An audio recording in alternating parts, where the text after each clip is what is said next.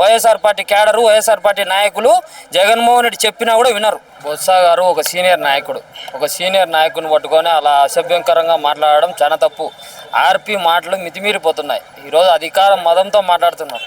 అధికారం లేనప్పుడు ఎక్కడ పోయారు వీళ్ళంతా? ఇదో అధికారం ఉందని చెప్పి బైరెడ్డి సిద్ధార్థని మాట్లాడతారు, రోజాని మాట్లాడతారు. మీ ఇష్టానుసారంగా అస్సలు అంత బూతులు మాట్లాడుతుంటే ఈరోజు ఈ ప్రభుత్వం ఏం చేస్తుంది, పోలీసులు ఏం చేస్తున్నారు? ఆ విధంగా ఒక సీనియర్ మంత్రులను, ఒక ఎమ్మెల్యేలను ఆ విధంగా మాట్లాడుతూ ఉంటే వాడు మనిషియా కాదా? ఏం వైఎస్ఆర్ పార్టీ నాయకులు ఏమన్నా చేతగాని వల్ల వైఎస్ఆర్ పార్టీ నాయకులను కూడా ఎంతో దూషించి మాట్లాడినాడు. నాయకులను, వైఎస్ఆర్ పార్టీకి సంబంధించిన నాయకులు నా కొడకలారా అని కూడా మాట్లాడాడు.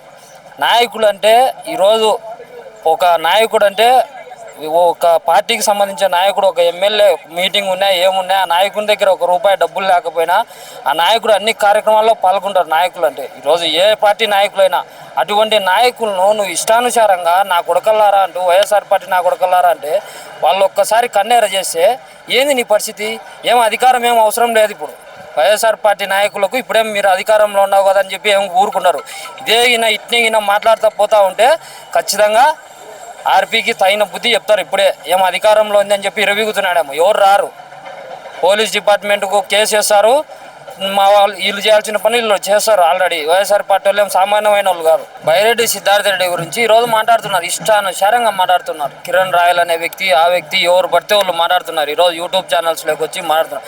బైరెడ్డి సిద్ధార్థ రెడ్డి ఒక యంగ్ లీడర్, 25 ఏళ్ల వయసులో ఎన్ని తప్పుడు కేసులో ఎన్నో ఎదుర్కొని ఆ నందికొట్కూరు సంబంధించిన పెద్ద పెద్ద నాయకులతో 25 ఏళ్ల వయసులో వాళ్ళ కోసం వాళ్ళని నమ్ముకునే నాయకుల కోసం, నమ్ముకునే కార్యకర్త కోసం నిలబడిన వ్యక్తి. ధైర్యంగా నిలబడి ఈరోజు జగన్మోహన్ రెడ్డిని ప్రేమించే ప్రతి వ్యక్తి బైరెడ్డి సిద్ధార్థ రెడ్డిని ప్రేమిస్తారు. అటువంటి అభిమానం, అటువంటి క్యాడర్ ఉన్న వ్యక్తి బైరెడ్డి సిద్ధార్థ రెడ్డి. బైరెడ్డి సిద్ధార్థ రెడ్డిని పట్టుకొని ఇష్టానుసారంగా ఈరోజు మాట్లాడుతున్నారు. బైరెడ్డి సిద్ధార్థ రెడ్డి ఈయన హాఫ్ అన్ అవర్ ఆయన ఈయన అనుకుంటే వీళ్ళు ఎవరు కూడా ఈరోజు అధికారం కాదు కదా ఈడ్చుకొని వచ్చి అంతా రోడ్ల మీద.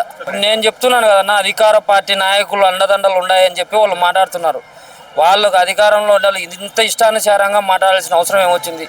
గతంలో వీళ్ళు కూడా వైఎస్ఆర్ కాంగ్రెస్ పార్టీ మంత్రులను, ఎమ్మెల్యేలను తిట్టించినా కూడా సామాన్యుల జోలికి వైఎస్ఆర్ పార్టీ మంత్రులు, ఎమ్మెల్యేలు పోలే వాళ్ళ జోలికి.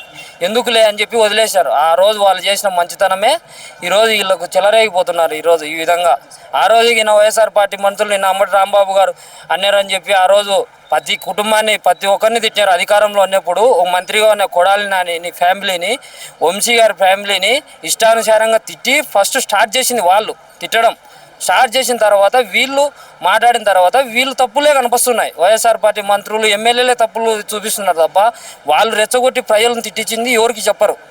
ఈ విధంగా చేస్తున్నారు వీళ్ళు రాజకీయం. అంతా డైవర్షన్ పాలిటిక్స్. పాయింట్ మాట్లాడే దమ్ము ఒక్కరికి లేదు. జగన్మోహన్ రెడ్డి గారు చేసిన పనుల గురించి మేము చెప్పుకునే దమ్ము మాకుంది.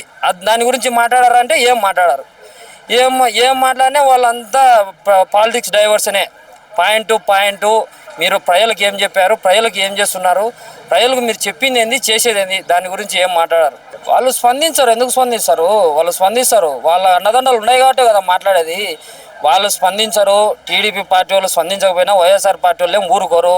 అధికారం ఉన్నా కూడా ఈ విధంగా ఈ ఇష్టానుసారంగా సీనియర్ మంత్రులను, సీనియర్ ఎమ్మెల్యేలను తిడతా అంటే YSR party cadre, YSR party నాయకులు జగన్మోహన్ రెడ్డి చెప్పినా కూడా వినరు. ఖచ్చితంగా పరిష్కారం వానికి ఆర్పీకి మాస్ వార్నింగ్ ఇస్తారు ఎప్పుడో ఒకసారి.